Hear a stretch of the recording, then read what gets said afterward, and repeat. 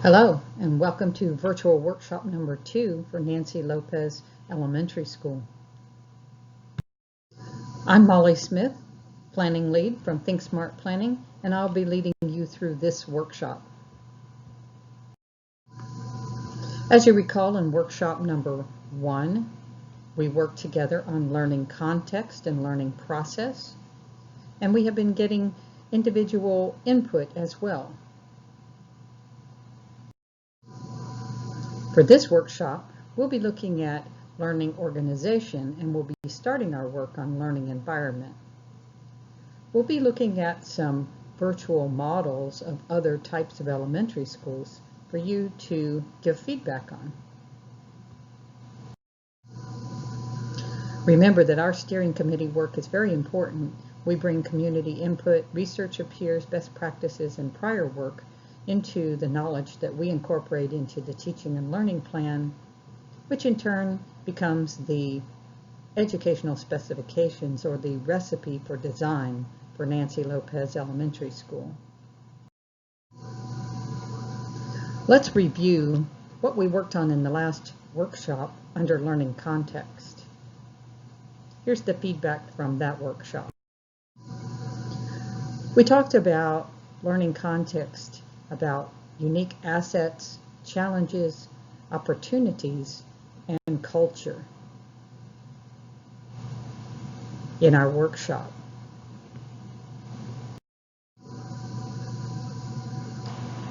In exercise 1, part 1, we were asked, under unique assets, what is working and what should be retained in the new design?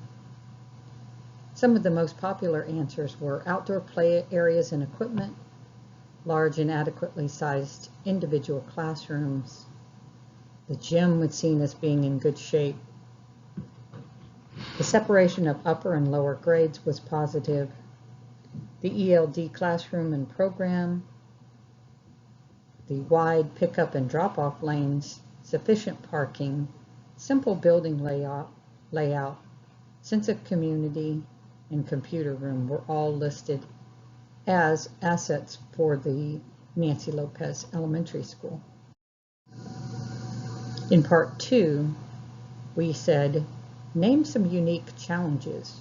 What needs to be fixed?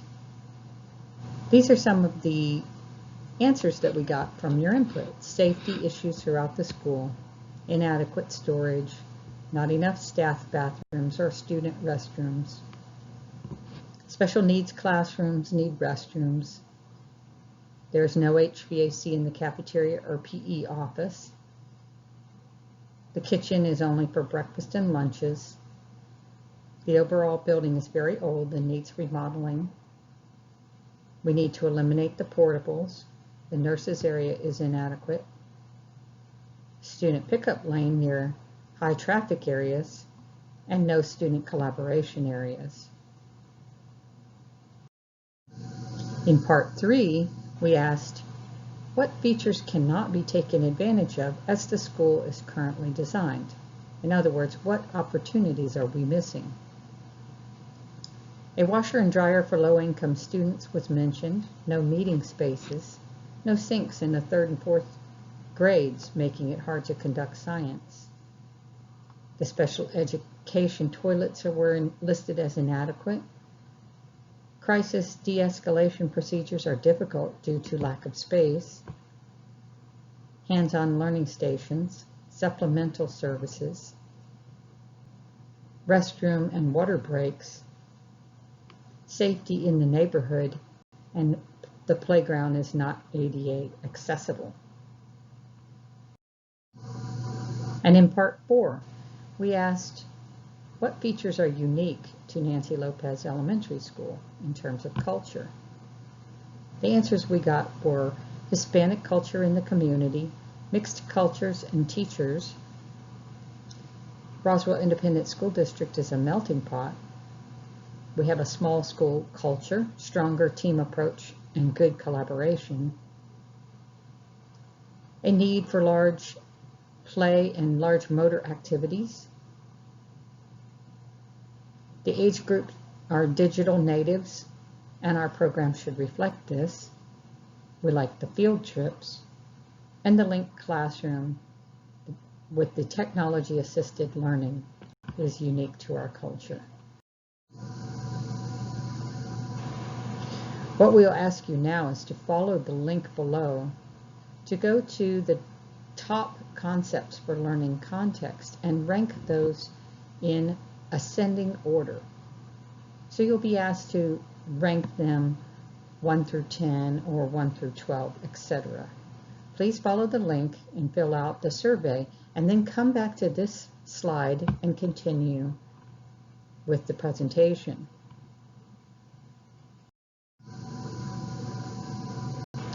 Next, we'll be reviewing learning process feedback. In our first workshop, we asked about learning process, how learning happens. We looked at curriculum, instruction, and assessment. We focused on linking content, method, and assessment to the desired learning product or outcome. And we asked the question about what is the desired learning product or outcome. Critical thinking skills, project-based, real-world learning, link, learning to learn, basic functional skills, life skills, basic academics, thematic learning, self-regulation, grade level appropriate. We should amplify science, should have social emotional content, should be cross-curricular, self-directed, small group learning, phonics-based programs, Common Core standards, and out-of-the-box thinking. We again looked at instructional methods and said that in our top answers, instructional methods should be student-directed or driven, technology-based, with remote access to every student, whole group, small group with centers, have flexible seating, cooperative and collaborative learning, one-on-one, hands-on, creative play and thinking. CLR was mentioned, flexible schedules, differentiated learning, kinesthetic, inquiry-based. We should have calm-down spaces, exploration and discovery, and self-directed, interactive centers, age-level appropriate, data-driven, experiential, lifelong learning, and communication were all mentioned as instructional methods. Our methods of assessment going forward, in our survey, these are the answers that came back. Methods of assessment should include observation, should be formative and summative, should have checklists and rubrics, should be ongoing individual assessments, project-based and real-world, pre- and post-assessments after assignments, online assessments with polls and immediate feedback, should be technology-based, should include presentations, immediate feedback, should have one-question quizzes. We should have better transition times. We should have formal and informal assessment. We should have data-driven instruction, open-ended questions, student reflections, quizzes, summarizations, hand signals, response cards, think, share, and pair, and student-led discussions. Taking the top concepts for learning process, we have pulled out several of the terms that were mentioned repeatedly.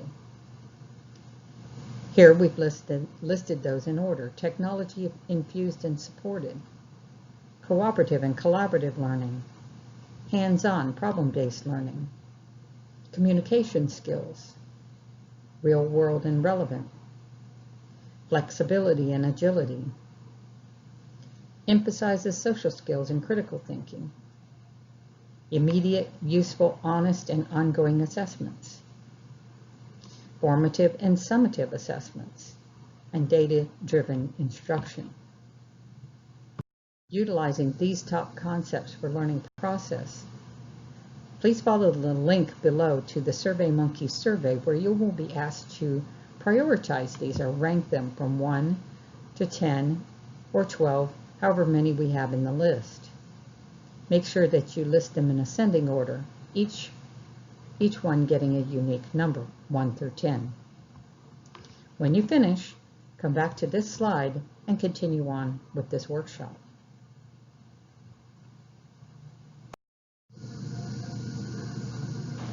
Presentation 1 for meeting 2. Next, we'll be looking at elementary school models of interest. Here in Roswell Independent School District, there has been discussion as to whether Nancy Lopez should continue to be a community school with boundaries, or whether we should pursue the idea of other types of models for this elementary school. In other words, we can look at models based on magnet programs or other types of instruction that would bring students from all over the district. What we'd like to do in the next presentation is to present some of these models, which is certainly not all of the models that there are out there in the world, for you to look at and think about and to give feedback during this presentation. The first model we'll look at is an age-specific cohort. In other words, a kindergarten center, a preschool center, or some other type of center that brings students of one age group from the whole district together into one center. Here we're going to show you the Pathfinder Kindergarten Center from Everett, Washington. It's the kindergarten center for the whole Mukilteo School District. It's an age-specific school for all districts' kindergartners. It's a single cohort school. Students stay within their pods. Dining and project areas are distributed to the pods to lessen transition times between major areas. An emphasis on nature and outdoor learning. Colors and animals are used for wayfinding in the school, as well as tactile surfaces, and it is a student-empowered environment. Here you can see the front door to the school on the left, the outside, and most of the play areas are on the inside of the school or near the back for safety. You can see the students playing on the right, the outdoor equipment. Some specific areas for students' individual pursuits are included here. On the left, you see a cave space type reading nook. And on the right, you see the students working together in centers on the floor. In this particular kindergarten center, the floor is heated with a radiant heat because the students spend an awful lot of time on the floor. Here you can see in another grade level, students working together with a teacher in a small group, and lots of visual connection between the classrooms and other areas. You can see students' circulation from one floor level to another in the student stairs. Doorways and entries are emphasize discovery and learning. You can see on the right, the students have individual dining areas. Each of the classroom areas has technology and areas for the students to work individually on technology programs. This is one of the pod or hubs dining area. You can see it's a small dining area for the students in that hub.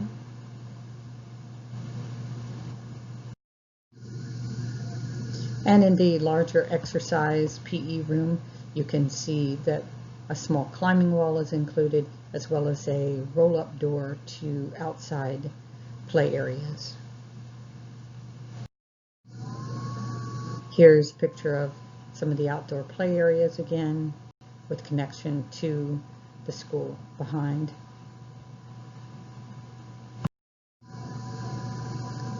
Language immersion school This is a school that is a language immersion, early childhood language immersion center for students for the Kickapoo traditional tribe of Texas. Language immersion, of course, can be any language, French, Spanish. Here, the students are learning their native Indian language. This is a K through 12 center. In the language immersion, the bilingual education in which 2 languages are used for instruction for a variety of topics, including math, science, or social studies, 40 to 60% of the day, depending on student level. Success in the language learning occurs when a meaningful communicative context and makes use of subject content instruction, games, songs, rhymes, experience with arts and crafts and sports. Culture is expressed in the school learning environment. Language learning activities are geared towards the child's cognitive level, interest level, and motor skills. The language is used as a real means of communication in an authentic socio-cultural situation. Language programs make provisions for the reading and writing of familiar material as appropriate to the age of the students, even in the early stages. And here you can see some concept drawings of the Kickapoo school. This would be the front door. And here, all the classroom space and internal courtyard that is used. STEM academies. Much has been talked about and heard about STEM academies throughout the country. This particular STEM academy is the Booker T. Washington STEM Academy for K through 5 grades in Champaign, Illinois. STEM academies incorporate science, technology, engineering, and mathematics into the academy. They are based on project-based learning, real-world problems, hands-on learning experiences, collaborative learning through projects, critical thinking, complex problem solving, flexible learning spaces, STEM lab, which connects to outdoor learning, and student commons. Here you can see the front door of this STEM academy, which was a remodeled school in Champaign, Illinois. Here in the hallway spaces, you can see that the glass folding doors from the classrooms open into the hallway and allow the students to spill out and work in small centers together. Age groups can be mixed from one level to another by using the circulation space for project work. Here is a lower level STEM room for students to work on STEM activities. And in the back you can see that it is connected to an outdoor garden area, an outdoor learning classroom.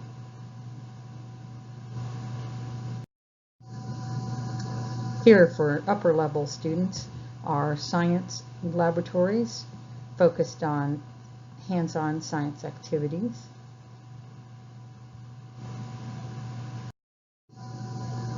Here is a student dining area, which is adjacent to the student pickup and drop off on the right-hand side of the picture. You can see that.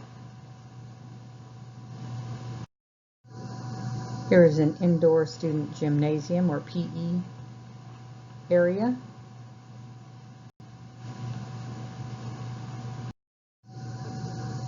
The Montessori model, which some of you may be familiar with already, is a hands-on student-directed model of learning.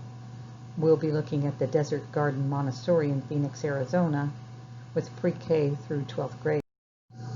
The Montessori method is a child-centered approach to education. Students are asked to choose their work for the day, and they guide their own work with teachers' limits. Most Montessori schools do have some multi-age grouping. They focus heavily on individual progress and development. Students have freedom to choose what they're working on within limits. The emphasis is on active learning, hands-on activities, and encouraging creativity. Here you can see students in a Montessori classroom working together in one of their centers. Here you can see students of multi-age levels working together on arts and crafts. The older student is helping the younger student. In this particular school, outdoor social porches are included on the outside of classrooms for students to work undercover on outdoor activities, outdoor learning activities. This is the outdoor learning area, which is in the center of the school. All classrooms are designed around this area for students to access this area freely during the day with supervision from staff, of course. Lots of play areas here, hands-on activities for students to explore outdoor learning. This is also serves as a gathering area for the whole school and seating around the edges. And most Montessori schools do include some amount of animals that are part of their curriculum. The students help to raise the animals and care for them.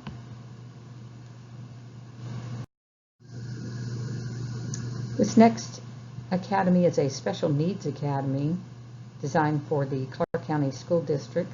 It is the Clark County School District Variety School in Las Vegas, Nevada. The ages that are served are 5 through 22. The Special Needs Academy includes 3 classroom hubs which focus on students with autism, mental challenges, and emotional challenges.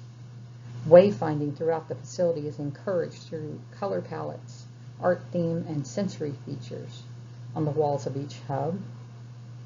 Outdoor learning connections are emphasized to all of the classroom areas. There's a vocational training center for older students, a shared activity area for all hubs to use, and outdoor areas all empty to the center of the school for maximum safety. This is the drop-off or the front door of the school. You can see that the school pretty much wraps around all the outdoor areas, maintaining safety on the perimeter. This is one of the hubs of the school. You can see they've chosen a green palette here for this particular hub. And on the wall you can see lots of sensory textures, sounds, visuals for students to explore and use while they're walking down the hallway.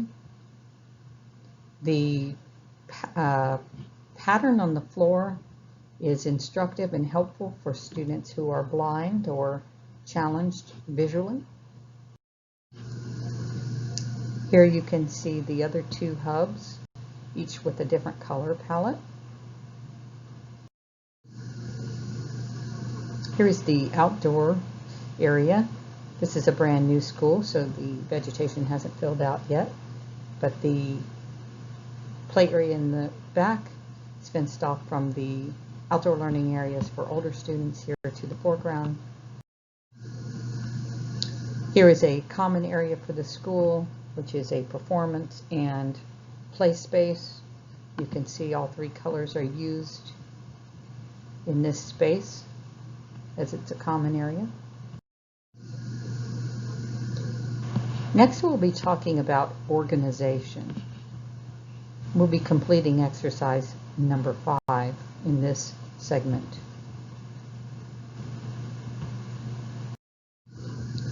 Organization revolves around the organization of students, subjects, time, and settings. When we look at school organization in regards to students, there are many different ways to think of it. Here below are some of the different ways we can organize students. We can organize students by age groups, content, or learning needs. We can organize students by flexible or alternative groupings. Personalized or student-driven learning. We can create magnet schools, or we can have K-5 community schools. We can organize students by grade level or not by grade level. We can organize by small learning communities, ability levels, or gender, all boys or all girls. The organization of time for a school involves after-hours access and flexibility with time, perhaps having individual start times for different groupings. We can have year-round school, extended day, longer day, Saturday school, evening classes, or the opportunity for individual flexible scheduling. The organization of schools by subject can involve having subjects organized by experimentation and discovery, critical thinking and problem solving, interconnectivity, disciplinary divisions, integrated subjects. We can organize by language immersion, Montessori method, STEM or other academies, by outdoor learning, or by students learning while playing.